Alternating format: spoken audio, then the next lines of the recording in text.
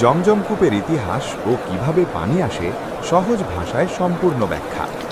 জমজম মুসলমানদের কাছে শুধু একটি কূপ নয়, এটি ঈমান, ইতিহাস এবং আল্লাহর এক বিশেষ নিদর্শন। নিচে জমজমের উৎপত্তি, ইতিহাস এবং ছবিতে দেখানো ভূগর্ভস্থ পানির উৎস দুটোই সহজভাবে তুলে ধরা হলো। ১. জমজমের সূচনা, হাজরা ও ইসমাইল আলাইহিসসালামের অলৌকিক ঘটনা।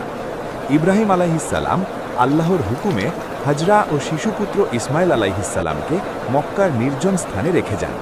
খাবার পানি শেষ হয়ে গেলে হাজরা আলাইহিসসালাম পানি খুঁজতে সাফা ও মারওয়া পাহাড়ের মাঝে ৭ বার দৌড়ান। ঠিক তখনই নবজাতক ইসমাইল আলাইহিসসালামের পায়ের কাছে জমজমের পানি অলৌকিকভাবে বের হয়ে আসে। সেখান থেকেই জমজম কূপের পথ চলা শুরু। ২.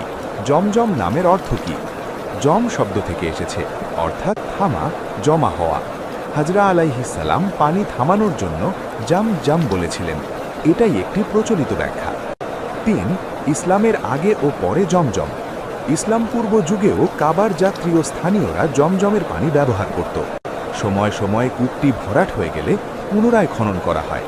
নবী মোহাম্মদ সাল্লাল্লাহু আলাইহি ওয়াসাল্লাম নিজেও জমজম পান করেছেন এবং এর ফজিলাত সম্পর্কে বহু হাদিস বর্ণনা করেছেন। মুসলিম খিলাফত ও পরবর্তী যুগে কূপের সংস্কার, দেয়াল নির্মাণ, পানি সংরক্ষণ সহ নানা উন্নয়ন হয়েছে।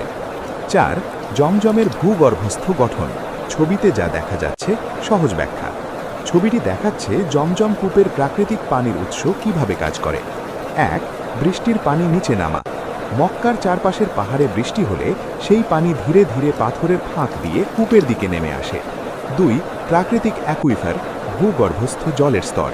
কূপের চারপাশের বড় পাথরের ভেতরে বিশাল জলাধার থাকে, এগুলো থেকেই নিয়মিত পানি জমজমে প্রবেশ করে। ৩. Horizontal water channel. পাথরের স্তরগুলোর ভেতরে সরু পানির পথ থাকে, সেখান দিয়ে পানি কূপে ঢোকে। ৪. মেন স্প্রিং, স্বয়ং পুনরায় পূর্ণ হওয়া উৎস। সবচেয়ে নিচে জমজমের প্রধান উৎস, এখান থেকে চাপের মাধ্যমে পানি ওঠে, যেটা জমজমকে অবিরাম প্রবাহমান রাখে। ৫. পাথর, বালি, গ্রাভেল, প্রাকৃতিক ফিল্টার। ভূগর্ভের বিভিন্ন স্তর পানিকে প্রাকৃতিকভাবে পরিশোধিত করে। ৬. আধুনিক যুগে জমজম। আজ জমজম সম্পূর্ণ আধুনিক প্রযুক্তি দ্বারা পরিচালিত। সৌদি কর্তৃপক্ষ পানি সংগ্রহ, ফিল্টার, বিশুদ্ধিকরণ এবং বোতলজাত করে হাজিদের মাঝে বিতরণ করে। জমজমের বিশেষত্ব, পানির স্বাদ আলাদা, খনিজ উপাদান বিশেষ, বহু বছর ধরে নিরবিচ্ছিন্নভাবে প্রবাহিত, হজ ও উমরার স্মৃতির সাথে জড়িত। জমজম শুধু একটি কূপ নয়, এটি হাজরা আলাইহিসসালামের ত্যাগ, ইসমাইল আলাইহিসসালামের অলৌকিক ঘটনা এবং